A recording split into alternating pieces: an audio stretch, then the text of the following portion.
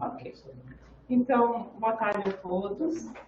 Damos início, então, à sessão pública de defesa ou apresentação da dissertação de mestrado da aluna Isadora Santos da Silva, orientada por mim e orientada pelo Alan Alves Brito, que também está aqui.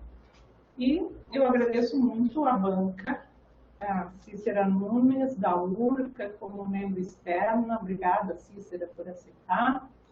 A Flávia Teixeira, da URGS, da FACELT, obrigada, Flávia, por aceitar esse trabalho. E a Fernanda Osterman, nossa colega do nosso programa. Obrigada, Fernanda. Então, a Isadora tem aí em torno de 55 minutos para apresentar o trabalho, depois a gente passa essa atribuição. Uma vez mais, obrigada a todos que estão logados e presentes aqui. Isadora, com a palavra. Então, boa tarde. Gostaria primeiramente de agradecer a presença da banca por aceitar o convite de avaliar a apresentação do trabalho. E também agradecer a presença de todas e todos aqui presentes. Bom, o título do meu trabalho é Raça e Gênero na Física, Trajetórias Acadêmicas de Mulheres Negras. Vou começar a discussão, então, propondo a seguinte afirmação. Não temos como falar de ciência sem falar de raça e gênero. Então, para isso, eu vou trazer alguns questionamentos. Então, quem é cientista? Quem fala de ciência? Quem produz ciência? Quais epistemologias são valorizadas? Então, a gente tem no imaginário coletivo aí um padrão epistêmico, ontológico, de quem é esse cientista, de qual é essa ciência. Seria, então, um cientista homem, branco, europeu, cis heterossexual, classe média alta, distante dos valores da sociedade. E também essa ciência aí, branca, masculina, europeia, né? Então, tendo visto que a ciência está dentro de um contexto histórico, social, político, então não é neutra, né? A gente entende, então, portanto, que ela tem seu alicerce em estruturas opressoras, como o racismo e o sexismo. Então, uma consequência disso, né, que a gente pode ver, seria, então, a subrepresentação de mulheres, de pessoas negras na ciência, e de mulheres negras na ciência, em especial na física. A gente pode ver isso também na questão da literatura, né? Então, a gente tem uma escassez de pesquisas contemplando questões raciais no ensino de física. Um exemplo seria aí um levantamento do Encontro Nacional de Pesquisa em Educação e Ciências, o INPEC, entre 2013 e 2015, no qual esse levantamento não vai encontrar nenhum trabalho sobre relações étnico-raciais na física, na área da física. Outro exemplo seria um outro levantamento, agora de mestrados profissionais no ensino de Física e Astronomia no Brasil, entre 2013 e 2019, e vai ser ali encontrado apenas 4 trabalhos, de total de 1.200, sobre a educação para as relações étnico-raciais. Então, além dessa escassez em questões raciais, a gente também tem ali uma escassez de trabalhos que articulam a questão do gênero com a raça ou que tratam das experiências das mulheres negras na física. E essa ausência, ela não é uma simples ausência, né? Ela revela justamente essa estrutura ali, social, racista e sexista que a ciência está embasada. A questão da legislação, a gente tem algumas leis importantes nesse sentido. A primeira delas seria a Lei 10.689, de 2003, e a Lei 11.645, de 2008. Ambas essas leis vão alterar a LDB, né, e vão tornar obrigatório o ensino de História e Cultura Afro-Brasileira e Indígena em todo o currículo escolar, ou seja, inclui a física aqui também. Né? Outra lei importante seria a Lei 2.711, de 2012, mais conhecida como Lei de Cotas. Então, ela vai ali garantir a reserva de vagas no ensino superior e técnico para pessoas auto-declaradas pretas, pardas e indígenas. Então, além dessas questões de legislação, a gente entende que precisa garantir essa legislação e ampliar, mas também a gente entende que para criar condições mais diversas e para enfrentar o racismo, a gente precisa identificar e debater relações de dominação de gênero, raça, classe, origem, entre outras intersecções que privilegiam pessoas brancas e excluem pessoas negras. Então, aí, um modo de a gente fazer isso, um caminho, seria o reconhecimento das experiências das mulheres negras através das suas próprias perspectivas. Outra forma, então, seria a racialização, ou o letramento racial da nossa comunidade científica, né? Então, uma comunidade majoritariamente branca vai se entender, então, como pessoas brancas, né, numa sociedade que ali tem vantagens, privilegiam as pessoas brancas. Então, a questão desse letramento, né, então, seria a racialização dessas relações, né? As pessoas brancas não se entendem como pessoas brancas, então, então esse letramento seria importante na racialização, né, de se entender brancas. Além disso, seria importante aqui para desconstruir formas de pensar e de agir que foram naturalizadas sobre como a sociedade é estruturada. Então, vou falar um pouco sobre a minha motivação de pesquisa, né, a minha posição enquanto pesquisadora. A minha ideia inicial do mestrado, quando eu entrei em 2020, era pesquisar a questão das mulheres na física, né, estudos de gênero. Mas ali em 2020 tinha muito debate racial, ali estava muito em alta. E eu também fiz pesquisa sobre esses mesmos estudos de gênero, né? E eu percebi ali, com todo esse contexto, que a questão da raça era muito pontualmente tratada nessas pesquisas, ou não se tratava. Então, ali estava explícito que se tratava sobre mulheres brancas, né?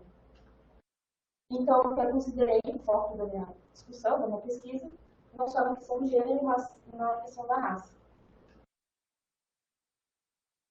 Então, eu sendo uma mulher branca, né, pesquisando sobre essa questão, eu reconheço que eu não tenho, que eu estou num lugar distinto, né, social, distinto das mulheres negras. Portanto, eu vejo ali que pode haver limitações, tanto na própria construção da minha pesquisa, principalmente na minha análise, né. Então, para isso, eu vou centrar no papel a escuta. Então, eu vou centralizar a perspectiva das mulheres negras por suas próprias falas. Eu vou, então, escutar o que elas têm a dizer. Outro ponto importante, né, é que eu pesquiso com mulheres negras e não sobre mulheres negras, né. Então, a gente entende aí que tem uma lógica sujeito-sujeito, diferente de uma lógica sujeito-objeto de estudo, uma lógica colonial. Então, a gente entende que mulheres negras ali são sujeitos de conhecimento, elas produzem ciência, elas produzem conhecimento, né? Então, o objetivo geral da pesquisa seria problematizar, discutir de que forma o racismo e o sexismo se relacionam e influenciam as estruturas do ensino de física e da física e analisar o impacto dessas estruturas nas experiências acadêmicas profissionais de mulheres negras na área da física. Então, para isso, a gente dividiu a nossa pesquisa em 2 estudos. O primeiro estudo tem um objetivo específico de revisar a literatura na área da pesquisa científica e de ciências no Brasil, a partir de 2003, tendo em vista a Lei 10.639, buscando identificar ali tendências e estratégias usadas para integrar raça, gênero, tecnologidade e ensino de física. Outro objetivo seria, então, investigar os principais dispositivos legais sobre a educação para as relações étnico-raciais, a IRE, né?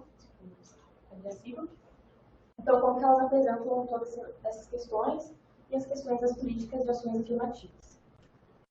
Então, a questão de pesquisa aqui, desse estudo, seria como as questões étnico-raciais, na perspectiva decolonial, estão sendo inseridas na pesquisa no ensino de física e como a legislação brasileira e a literatura nacional tratam essa questão, como são concebidas, percebidas e que valores estão associados às ações afirmativas. Quanto ao estudo 2, então, o nosso objetivo é conhecer e reconhecer as diferentes trajetórias acadêmicas de físicas negras, analisando, então, ali a persistência na carreira, os principais obstáculos e táticas ali de enfrentamento a esses obstáculos, do padrão de comportamento. Então, a questão de pesquisa desse estudo seria como compreender a persistência de físicas negras na carreira científica, apesar das estruturas desiguais de raça, gênero e classe enfrentadas nesse ambiente. Como se percebem e quais obstáculos enfrentaram e estão enfrentando e com que táticas conseguem superá-los. Então, aqui uma visão geral desses 2 estudos, né? O estudo, então, vai ser a revisão da literatura e da legislação sobre ERE e vai identificar tendências e estratégias. Também vai ver como é que as ações afirmativas aparecem. O estudo 2, então, a gente vai fazer entrevistas com mulheres negras formadas em física ou RFI, identificando ali fatores para persistência, obstáculos e táticas para superar esses obstáculos. Quanto ao nosso referencial teórico e epistemológico, a gente se baseia em 4 frentes. A primeira delas é a teoria crítica da raça. Ela vai centralizar, então, os conceitos de raça e racismo nas análises, né? E também vai priorizar por uma perspectiva transdisciplinar. Essa teoria ela surgiu no contexto dos Estados Unidos, na área do direito, mas também, atualmente, em outras áreas, ela é aplicada em outras áreas, como a educação. Através dessa perspectiva transdisciplinar, né, ela vai priorizar também outras áreas de conhecimento para tentar analisar essas questões do racismo, da raça. Então, a gente usou a perspectiva decolonial, o feminismo negro e estudo sobre branquitude.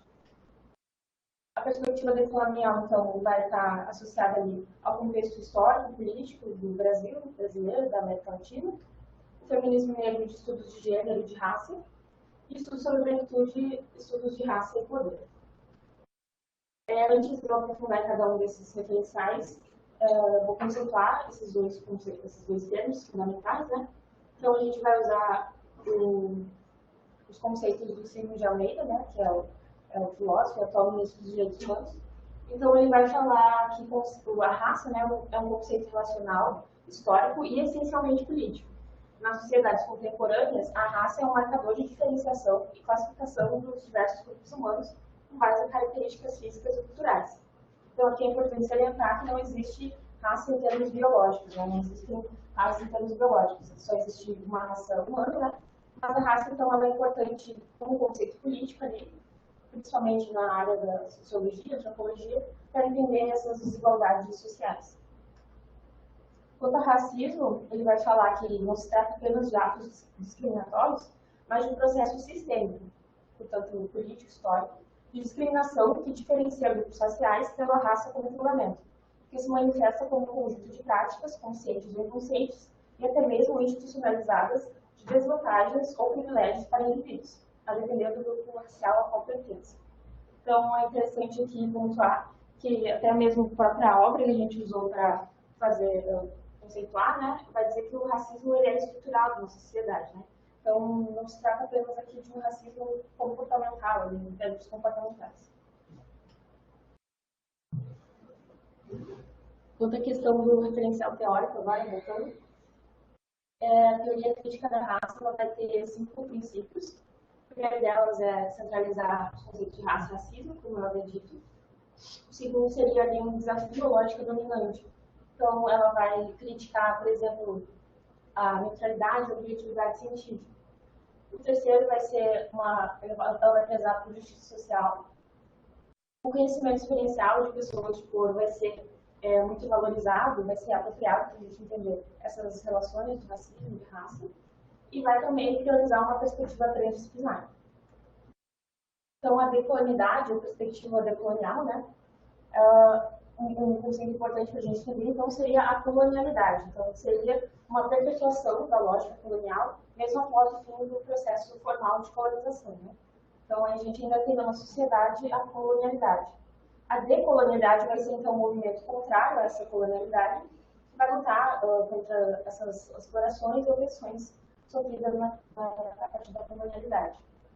Um exemplo disso seria a divisão racial e sexual do trabalho, né? Seria ali a divisão dos meios ali de produção capitalistas, né, em termos de raça e sexo, né, gênero. Então, por exemplo, trabalhos braçais são destinados socialmente, historicamente, a pessoas negras, indígenas. Trabalhos intelectuais a pessoas brancas. Trabalhos domésticos, reprodutivos às mulheres. E trabalhos mais públicos, valorizados aos homens.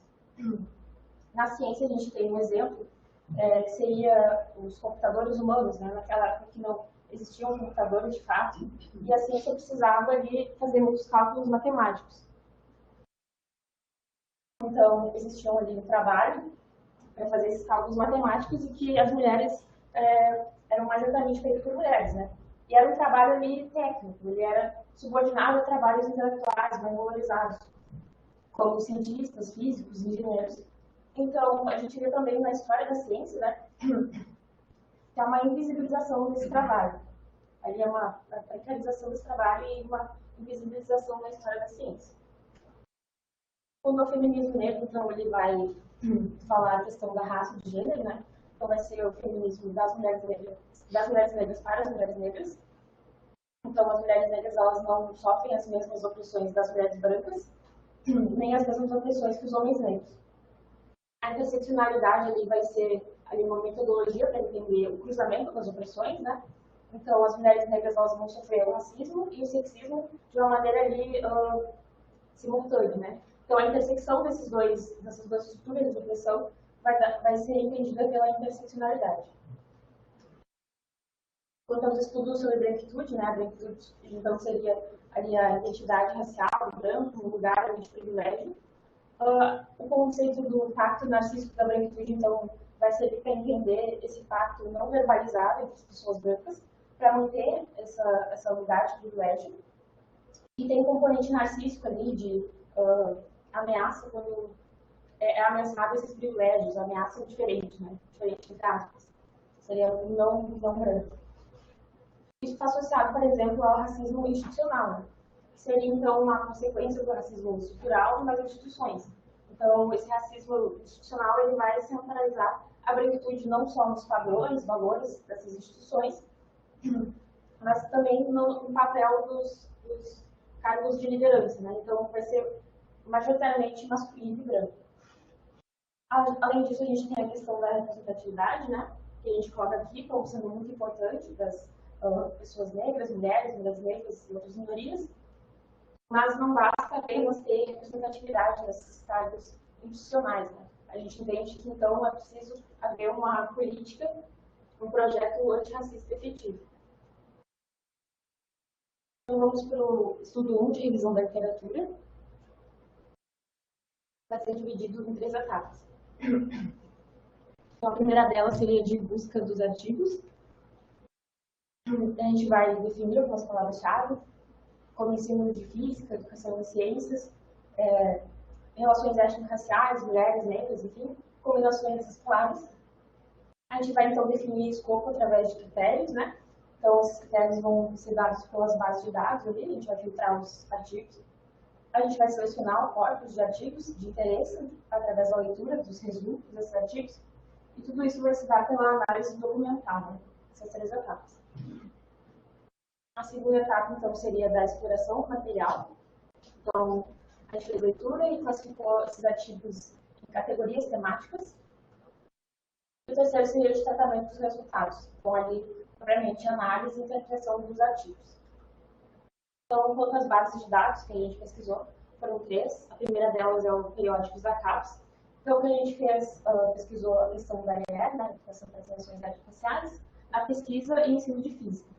Inicialmente era essa a nossa intenção, a gente viu que teve pouquíssimos resultados, então a gente também incluiu a questão das ciências, né, como algo no geral ali.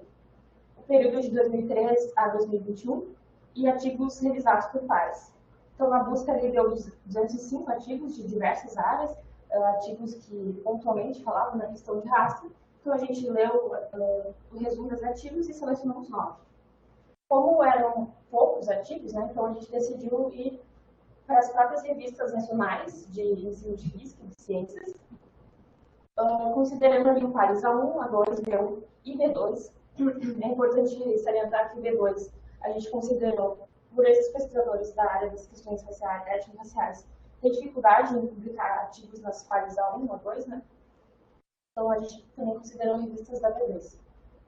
Na busca, então, a gente encontrou 87 artigos, também de diferentes áreas, não de nosso interesse, e foram selecionados, então, 10 artigos.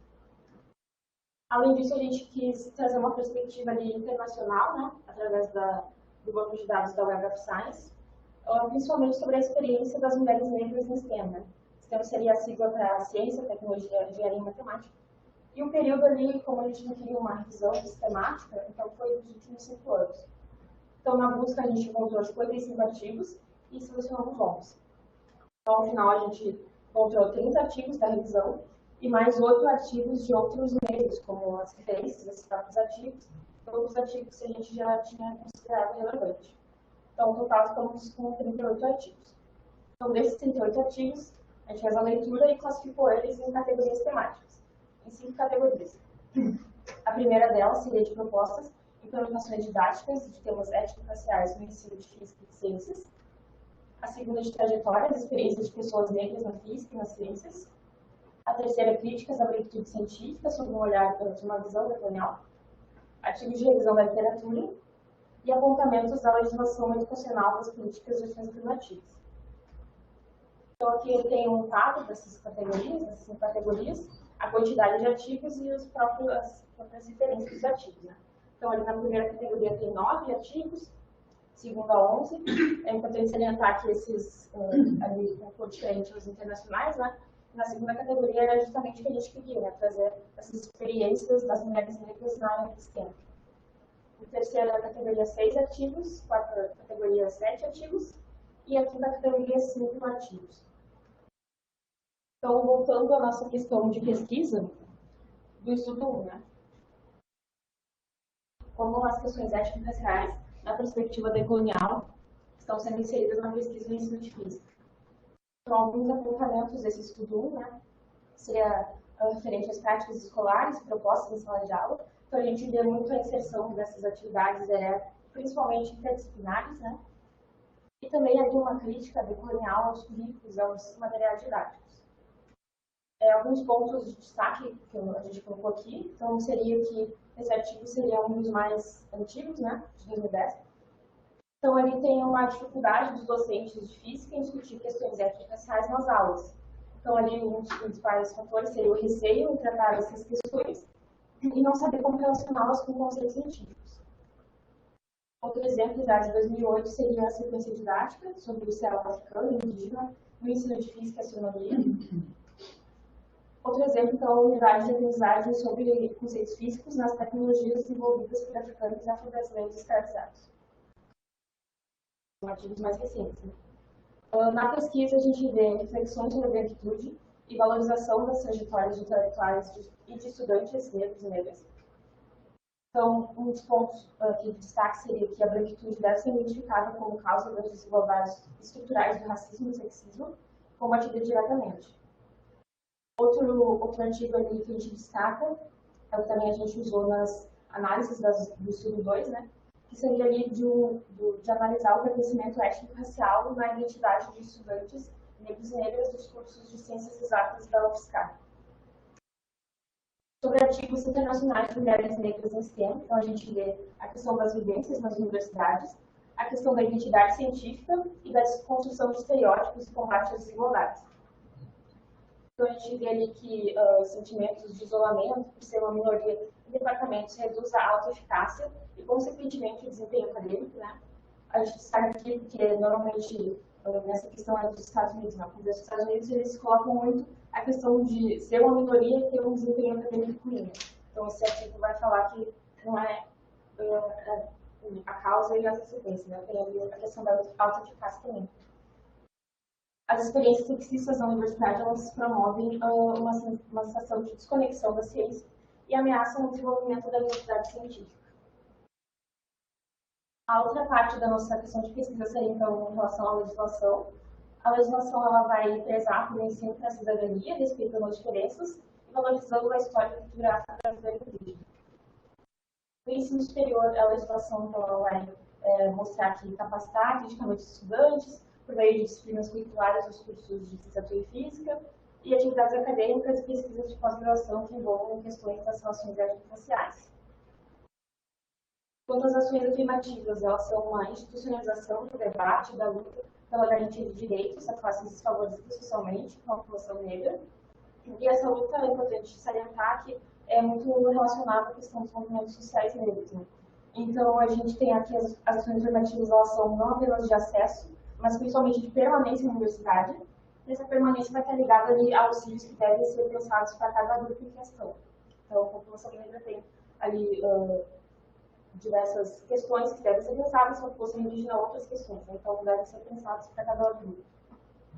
Além disso, a gente pontuou que as ações afirmativas na pós-graduação ainda não são contempladas em uma legislação federal, né? Então está ali a cargo de outras universidades, outros programas de pós-graduação. E recentemente, ali, há 15 dias atrás, no dia 13 de janeiro, a UFRGS aprovou o programa de ações afirmativas para pós-graduação. Bom, quanto ao estudo 2, nosso diferencial metodológico, a gente vai fazer as entrevistas com mulheres negras, né? Então, a gente caracterizou a pesquisa como uma pesquisa qualitativa.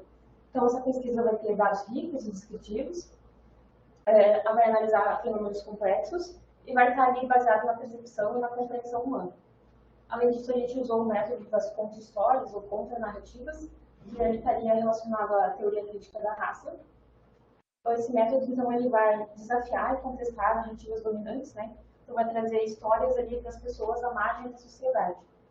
Então, ele é caracterizado por ser um método emancipatório, que tem ali um potencial de conexão e envolvimento com o leitor. Além disso, então, a gente fez entrevistas semi-estruturadas, né?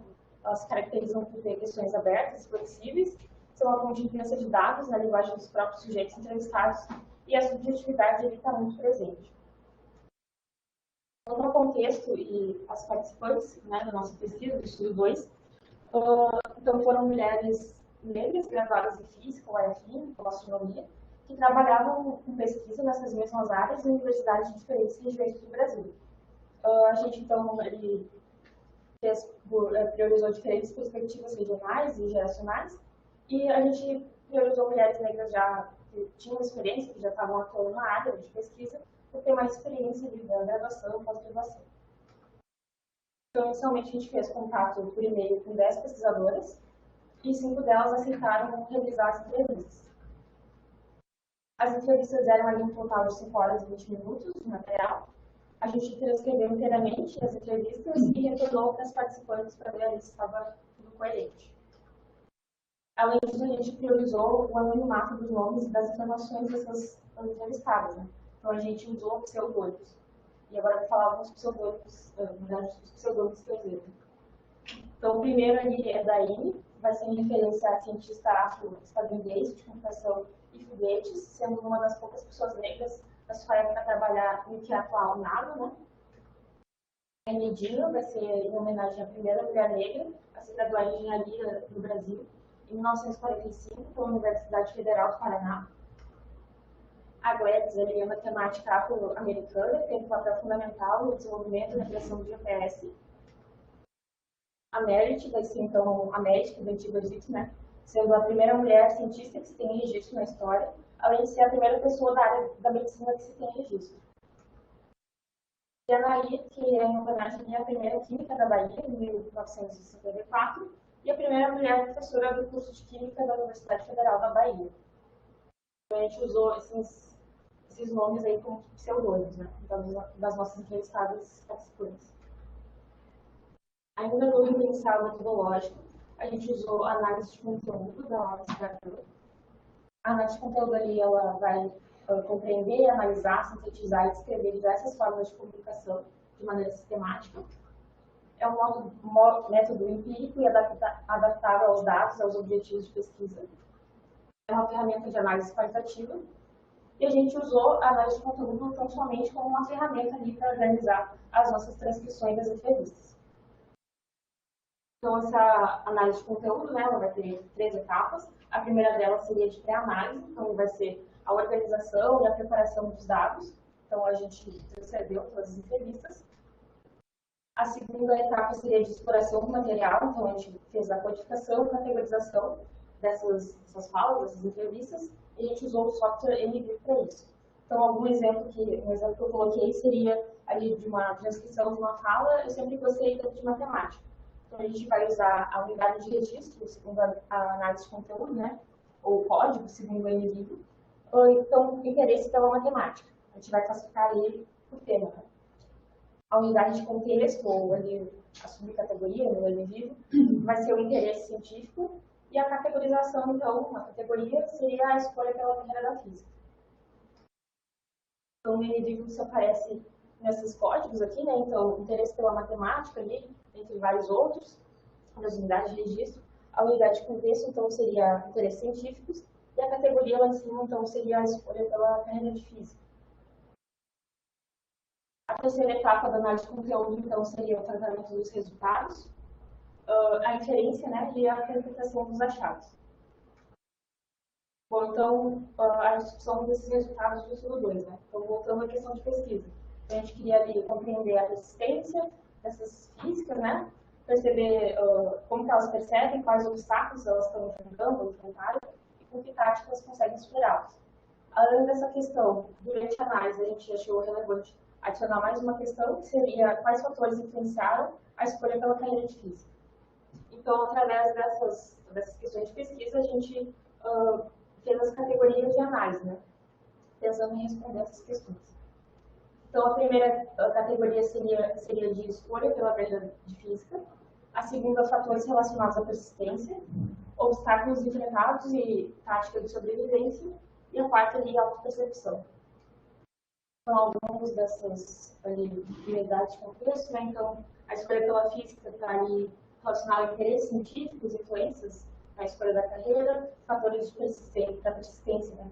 Para fatores individuais, fatores institucionais.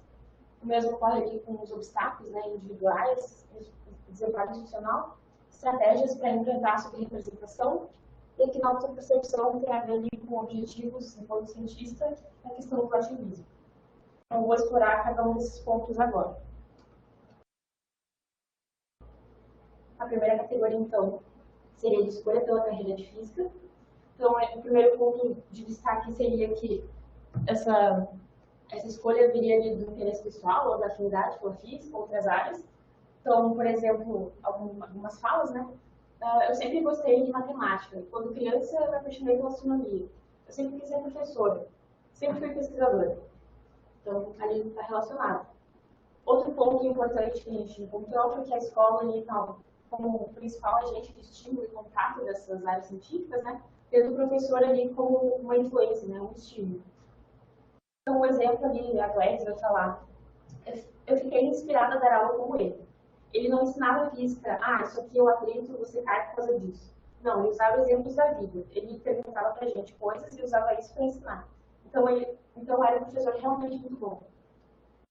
É medida. E na primeira vez que ele mostrou de onde vinham as equações do movimento uniforme, nossa, eu usei tanto essa equação, jamais imaginava que ele vinha da variação espaço pelo tempo, né? E aquilo me encantou.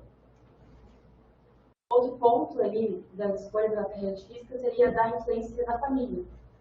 A gente traz aqui o ponto da Enígena, né? Que ela tinha o sonho de fazer medicina e era inspirada com a mãe, que ela era técnica em enfermagem.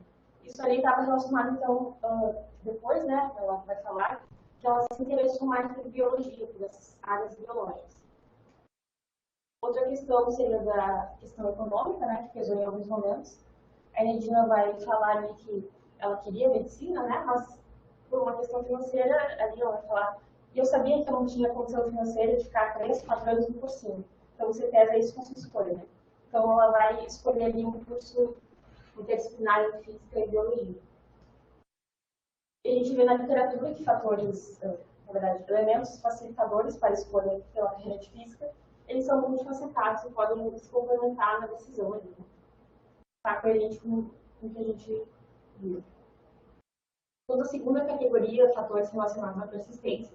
Então, a gente divide entre fatores individuais, que tem a ver com redes de apoio, né, da família, dos docentes, colegas, amigos, a própria motivação e sem outras opções de escolha. Quanto a fatores institucionais, está relacionado à experiência positiva na universidade e políticas de ações afirmativas. Então, eu vou aprofundar cada um desses pontos. Quanto ao apoio familiar, a figura da mãe é citada por todas as avançadas. É uma figura muito importante, relacionada principalmente ao apoio emocional e, às vezes, financeiro, né? Que está coerente com a literatura. Então, alguns exemplos dessas situações, né? A nerd. A minha mãe sempre foi muito apoiadora de qualquer coisa que eu fizesse, qualquer decisão que eu tivesse. Aí, o contexto que aqui o pai e a mãe dela estão discutindo se ela se matriculou ou não na física. Estava tentando engenharia. Então, minha mãe, que já era empresária, já tinha tanto dinheiro, portanto, não precisava pedir dinheiro para o meu lugar, para a cidade, lá, do universitário, falou, ela vai amanhã, senão ela vai perder a vaga. Anaí, minha mãe sempre me apoiou bastante, embora ela não entendesse muito, ligado à questão da carreira científica. A Enidina, então, minha mãe sempre foi muito motivadora em relação a estudar. Não vou falar que minha mãe me motivou em seguir a carreira de física. Não, ela me motivou a estudar. A gente vê aí a figura da mãe muito presente nesse sentido. E está relacionado a um fator da persistência. Né? Quanto ao apoio de docentes, então, dos professores, a gente vê que tem um comprometimento com as necessidades, com as potencialidades dos estudantes, tanto dentro quanto fora da sala de aula. Eles auxiliam eles na permanência e numa maior conexão com o curso. Nos nossos relatos aparece a questão do incentivo de bolsas de estudo, a confiança ali com a relação do professor, e auxílios com dúvidas nas disciplinas. Então, um exemplo ali é o contexto dessa fala seria que a Regina estava trabalhando já um tempo na biblioteca, porque ela precisava desse dinheiro para se sustentar, e também estava fazendo iniciação científica. Então, o professor vai oferecer uma bolsa de estudos para ela. Então, Regina, quando ele falou isso, depois de um ano, eu não precisei mais trabalhar na biblioteca. E aquilo para mim foi tão maravilhoso, assim, porque eu ia poder ganhar para estudar, sabe? Quanto ao apoio de colegas e amigos, está muito relacionado à questão de compartilhar experiências em comuns, na questão do companheirismo e trabalhar juntos. A Nair vai relatar o apoio principalmente das colegas mulheres, né, no ambiente ali, machista da física. Então, ela vai falar que pessoas ali têm a mesma característica que você e às vezes a mesma dificuldade, né? A Gladys vai dizer que ela teve o apoio do grupo de amigos da igreja e do grupo de amigos da moradia estudantil. Então, ela vai falar ali que, então, é bacana porque você tem, sim, uma base importante que não fica só na família. Então, aí a questão da rede de apoio relacionada à persistência, né? Quanto à própria motivação, ela aparece principalmente como uma teimosia ali para persistir na física, uma paixão pela física e uma automotivação. Então, exemplos aqui, né? É Medina. Eu acho que a motivação foi, sei lá, a motivação foi interna. Eu gostava, eu gosto de física, acho bonito física.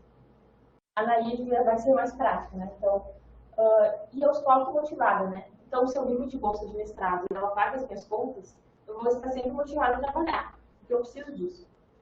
Aí, eu não desisto, eu não gosto, eu não quero. Eu acho a máxima do desistir, insucesso. Você desiste, você não consegue sucesso. Então, sabe, não é que eu seja forte e seja inteligente. Eu não tinha outra opção. Essa fala está muito relacionada ao próximo tópico que eu vou abordar, que seria a questão de não ter opção, né? De um pensamento recorrente nas nossas participantes entrevistadas, que não está bem relacionado a uma questão de persistência, mas um não desistir, né? Então, ali um sentimento de potência, de autoquestionamento, de autorregulação. Exemplos, né?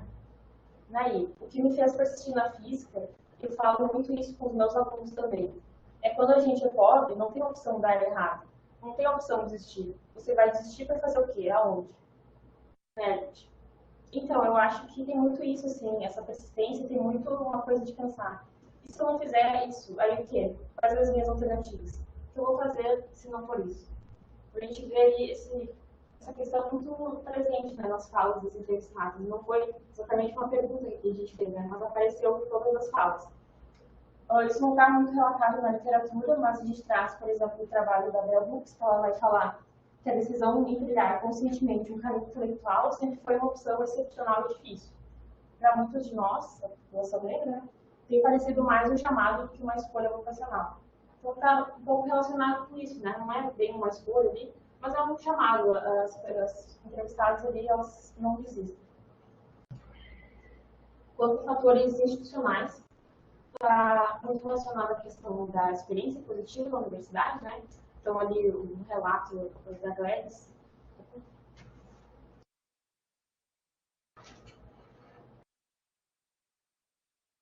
O relato da Gladys, que ela vai falar ali de um incentivo, de um acolhimento pelo professor ali. O contexto seria que ela tinha um evento importante na área e não teria ali o dinheiro necessário para ir para esse evento. Então, ela vai falar, o professor pegou 2 de nós, que ainda não tínhamos bolsa, e pagou o nosso ingresso a ele. O professor decidiu, assim, o cara desses que tinha uma visão, puxa vida, isso é extremamente injusto. Agora foi um cara, não foi o departamento, foi um professor. Questões de políticas de ações afirmativas, né? Como a gente já havia dito, elas não estão só relacionadas ao acesso, mas à permanência. Essa questão da moradia estudantil está relacionada a isso, né? Então, a Gladys, ela vai contar um pouco que ela usou essa questão da moradia estudantil ali no grande centro universitário do país. Então, ela vai falar que eu fiz yoga lá dentro, eu ia para a piscina nos finais de semana, então eu fazia esportes no centro esportivo de lá, eu fiz competição, tinha cinema alternativo que era do lado da minha casa, aí ia na orquestra. Então, assim, você tinha esse debate social, público, você tinha exposição à cultura. Então, a gente pontuei como um fator relacionado à persistência. Quanto à terceira categoria de obstáculos enfrentados, tática de sobrevivência, então a gente dividiu obstáculos enfrentados individualmente, desamparo institucional e estratégias para enfrentar a subrepresentação. Então, ali obstáculos individualmente está relacionado à questão do isolamento, não pertencimento, dificuldades financeiras, enfim, vou voltar a cada um desses itens. O desamparo institucional está relacionado a desafios referentes à área da física, envolvendo racismo institucional, dificuldades em relação a bolsas de incentivo à pesquisa. Então, vou falar agora um pouco dos obstáculos individuais, né? Então, a gente tem ali relatado a questão de uma sensação de isolamento e não pertencimento na área, né?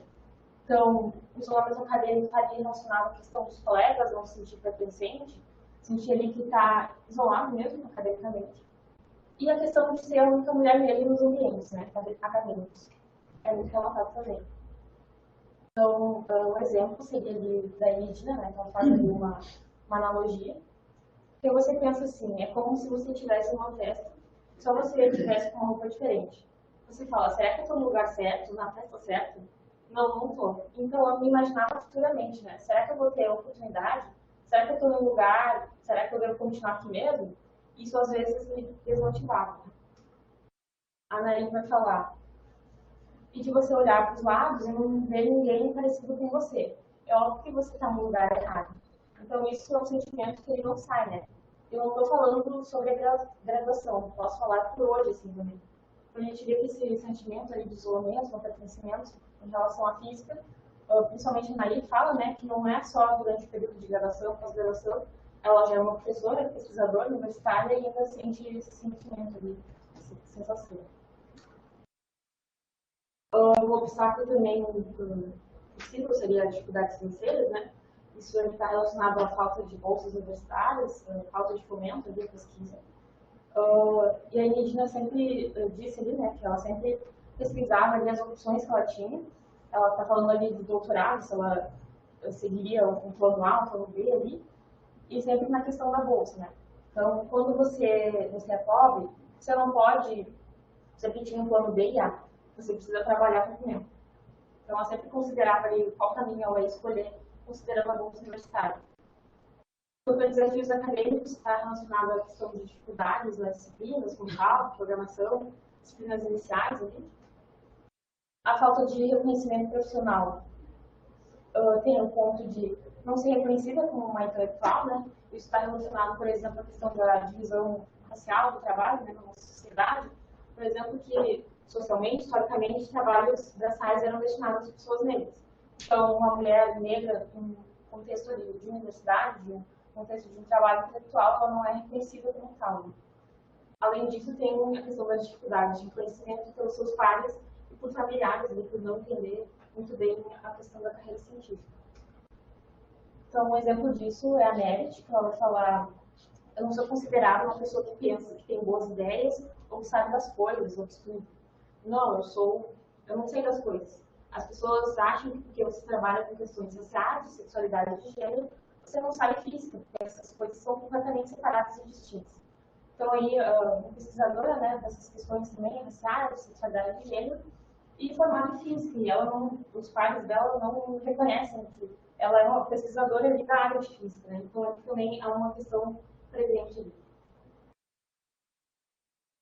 Outra relação negativa com docentes, tem ali relacionado com desincentivo por parte de orientadores, uma relação ruim com esses orientadores. Aí ele vai falar que ela teve ali um orientador que deu a menor nota em toda a banca de defesa de mestrado dela, né? Então, ali, uma falta de apoio desse orientador. Aí a Edina vai falar que estava com o seu orientador já havia 1 ano e meio ali no doutorado, quando ele chegou para ela e falou que ele não queria mais ela, né? Então ela falou para mudar de área. E daí ela fala: eu perdi o chão, que é basicamente vai cuidar da sua vida. Então ali é uma questão de um obstáculo, um tratado, né? A Merit, ela, por outro lado, ela é o que decidiu trocar de orientador, né? Então ela não sentia que estava aprendendo muitas coisas. Então ela vai dizer que depois ele não falava mais comigo. Ele não olhava na minha cara, uma coisa assim, bem horrível, dramática. Então, aí, essa questão aí pode ter alguns obstáculos nas carreiras dela, né? Além disso, tem a falta de representatividade, outras evidências de raça, gênero e classe. Então, um exemplo seria que a Gladys aqui está falando sobre ser a única mulher negra nos espaços, a questão do racismo estrutural. Então, ela vai falar: se sou só eu aqui, é justamente porque ele, o racismo estrutural, né, é muito forte. Não é porque eu sou o outro, blá blá blá. É porque ele é tão forte que só alguns vão conseguir passar por toda essa parede de aço, né? A Meredith. Em vários momentos do passado, eu não identificava que o fato de eu ser uma pessoa negra poderia ser algo que estivesse influenciando na minha experiência. Meu olhar hoje, em relação a esses mesmos contextos, é outro, porque a questão da experiência, da vivência racial da gente depende de uma questão de letramento racial, de leitura das situações. Então, relembrando, né, a Meredith é uma estudiosa do tema, né, e ela traz essa questão do letramento racial, né, uma questão, assim, de teorizar essas vivências. Ela fala, nesse contexto, essa fala que ela sentia alguma coisa ali, ela não sabia identificar direito, mas um sentimento ali ruim, e daí, teorizando, né, estudando sobre isso, ela viu ali essas questões relacionadas ao racismo. A Enedina, sabe essa coisa de você se ver negra e se ver sem representatividade? Eu vivia assim. E eu acho que isso acabava, me fazia pensar muitas vezes se eu ia conseguir ser uma professora negra, porque eu não via, né? Isso acabava me fazendo pensar sobre essa questão da representatividade, mas muito superficialmente, sabe? Quanto ao desamparo institucional agora, né? Então, questões ali de desafios referentes à área da física, envolvendo o racismo institucional, um ambiente pouco acolhedor e a falta ali de fomento numa pesquisa.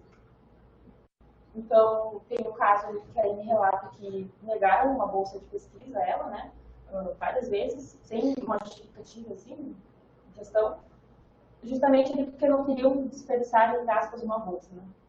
A gente classifica isso como um racismo institucional. Para a Nair, ali, a física, ela vai falar que a física é um mundo particular da vaidade. Relacionado também a isso, a Gladys vai falar que a pouca quantidade de bolsas estimula a competitividade, né? Então, nesse ambiente ali pouco acolhedor, competitivo, então a Gladys vai falar, na academia, como de todo jeito, né, somos poucos, mas também não tem bolsas para todo mundo. As bolsas de produtividade e tal. Aí é competição. Então, assim, existe uma coisa que você compete tanto que o ego pode chegar lá no céu. Quanto à tática de sobrevivência que a gente identificou ao longo desses obstáculos, né? O primeiro deles ali é relatado pela Gladys, ali uma teimosia para persistir, né? Então, ela dizia que alguém dizer que não é para mim é o mesmo que dizer é para você. Então, ela ali, ela persistia, ela tinha em mente que ela ia ser uma teimosa, né? Uma teimosia. A questão das redes de apoio ali, que eu já havia dito, né? Da família, dos amigos. A Edina, ela vai pontuar a questão do afastamento da questão racial, né? Então, ela vai dizer que ela se blindava da questão racial justamente por ser a única mulher negra nos ambientes. Então, ela vai falar, eu sempre fugi, posso dizer isso para você, sabe?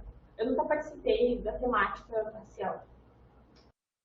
Além disso, tem a questão de mobilizar ali, recursos individualmente, está relacionado à questão do isolamento ali acadêmico dos colegas, enfim, do departamento. Então, em busca de oportunidades de forma individual. Quando perguntadas sobre possíveis estratégias para melhorar a subrepresentação de mulheres negras, elas falaram alguns pontos. O primeiro deles seria a questão do modelo, ou de exemplo dos cientistas negros, né? Então, ali, explorar essa questão e divulgar, né, como um incentivo, como uma valorização desses trabalhos. Além disso, se trata da questão da representatividade em cargos de liderança, relacionado ali com o pertencimento dos estudantes, né, durante a graduação, pós-graduação. Tem a questão de ampliação das ações políticas afirmativas, né, que está relacionado a uma questão estrutural da sociedade, enfim, a questão do governo. Além disso, um ponto que se fala seria uma maior política de inserção no mercado de trabalho. E, além desses pontos, elas reconhecem que não existe apenas a questão da representatividade, mas de mudanças estruturais na nossa sociedade para atacar essa subrepresentação, né? Então, ali o que vai se relacionar à questão de estruturas como patriarcado, capitalismo e racismo, que estão ali juntos, né, muitas vezes. E atacar essas estruturas, mudanças estruturais, é necessário, então, para a gente enfrentar essa subrepresentação. Quanto à quarta categoria, seria, então, de autopercepção, né, que estaria relacionada aí à questão como que as cientistas negras entrevistadas, como que elas se percebem. Então, tem dois pontos aí que elas falam. Seria, então, a questão dos objetivos, né, como que elas buscam enquanto pesquisadores. Então, está ali a luta por reconhecimento da pesquisa, do ensino, a luta por inclusão no cenário masculino e branco da física. E isso elas falam em ser, elas buscam ser um exemplo de representatividade para as meninas negras, né? Então, ali um exemplo que elas não tiveram. Além disso, tem o ponto da atuação no ativismo antirracista, né? Então, elas falam muito que elas dão palestras, participam de projetos em escolas, em eventos. Isso ali está relacionado com o que elas percebem, né? Isso está ali, se relaciona com ser um exemplo de representatividade para essas pessoas, essas meninas, mulheres negras. Então, os principais resultados desse estudo 2 seria, então, o primeiro ponto de influência dos docentes, né, com contato com a ciência, com incentivo. Segundo ponto, então, a questão da família, dos amigos como rede de apoio, principalmente a figura da mãe. O amparo institucional, a questão de bolsas, auxílios, moradia estudantil. Tem outras opções de escolha, né, que é ali uma questão que aparece na nossa pesquisa, a questão de não desistir, porque não há outras opções, o sentimento de impotência, autorregulação. Os principais obstáculos ali seria isolamento acadêmico, ser a única mulher negra nos ambientes, a troca de orientação ali como um obstáculo, dificuldades acadêmicas, não ser reconhecida como intelectual e um ambiente competitivo um pouco acolhedor da física. Quanto ao desamparo institucional, racismo institucional, né, e poucas figuras representativas. Além disso, tem a questão das estratégias de enfrentamento para a subrepresentação. Então, nós vamos falar ali sobre exemplos de cientistas negras, negros, suas contribuições, representatividade, ampliação de políticas públicas de ingresso, permanência e inserção no mercado de trabalho, mudanças estruturais e culturais da sociedade, e a questão da autopercepção, como elas percebem, seria, então, elas buscam ser um exemplo, outras meninas negras, mulheres negras, e luta pela inclusão e diversidade na física. A gente coloca aqui também do lado uma figura, né, que seria a frente de palavras mais frequentes nessas transcrições, nessas falas das entrevistadas. Então, a gente vê ali a questão de ser pesquisadora, trabalho, universidade, pessoas negras, né, pelos fatores de vida, essa imagem ali aglutina palavras iguais, né, então, negros, negras. A questão da bolsa aparece também, a questão da mãe aparece aqui. Então, algumas palavras frequentes. Então, considerações finais do estudo 1 e do estudo 2. Estudo 1, então, a gente vai ver que há escassez de pesquisas sobre experiências de mulheres negras na física. Isso está relacionado, então, ao racismo e sexismo da ciência. Então, pesquisas com experiências de mulheres negras estão mais desenvolvidas na literatura internacional. A legislação, então, ali está relacionada ao ensino, da cidadania. A questão das ações afirmativas são a institucionalização do debate e da luta pela garantia de direitos. Tem a ver com o acesso e a permanência na universidade. E a gente vê que há uma urgência de mais pesquisas relacionadas para encontrar uma física mais inclusiva e diversa. Quanto ao estudo 2, ali a gente tem influência dos professores na escolha da física. A persistência está relacionada à rede de apoio da família, dos professores, amigos e da própria motivação. Tem outras opções de escolha, né? Seria ali o não desistir, persistir. Analisar, a gente entende que analisar obstáculos é relevante para repensar, organizar e construir novas relações e políticas que combatam a dupla opressão do racismo e do sexismo, né? Sofridas pelas mulheres negras. E a gente vê que as entrevistadas buscam ser um exemplo que não tiveram, né? Um exemplo de representatividade de uma pesquisadora negra na ciência, na física. Então, voltando ao nosso objetivo geral do trabalho, que seria problematizar e discutir de que forma o racismo e o sexismo se relacionam e influenciam as estruturas científicas da física e analisar isso nas trajetórias das mulheres negras, a gente vê que no estudo 1 ele vai partir ali de um aspecto mais epistêmico, assim, dessas opções, né, do racismo e do sexismo. Então, ali em artigos com propostas diretas, no ensino de física e de ciências. E o estudo 2, então, seria um aspecto mais ontológico dessas opressões. Então, como que as cientistas se veem, né? Então, perspectiva das mulheres negras através dos seus próprios relatos. Então, contribuições gerais à pesquisa. A gente vê que a gente trouxe experiências de mulheres negras na física. A gente pensa, a gente contribui que pensar um projeto antirracista decolonial no ensino de física e de participação e permanência das mulheres negras na academia. A gente entende também que a gente contribui para pensar mais a racialização e o tratamento racial da nossa comunidade científica da física. A gente entende que é preciso fortalecer e ampliar as políticas de ações afirmativas. Quanto às limitações e sugestões para pesquisas futuras, né, a gente vê uma limitação temporal aí no tempo do mestrado acadêmico, ou então aí que causou ali um pouco de consequência aí nas nossas entrevistas, né? Então, para pesquisas futuras, a gente sugere uma maior profundidade nessas entrevistas, talvez entrevistando as pessoas, as participantes, enfim, ter mais entrevistas, mais pessoas. Além disso, a gente reconhece que há uma limitação nas falas das entrevistadas, conscientemente ou não, por haver uma diferença da posição racial entre eu, uma pesquisadora ali, entre eu, uma entrevistadora, uma mulher branca, e as entrevistadas como mulheres negras.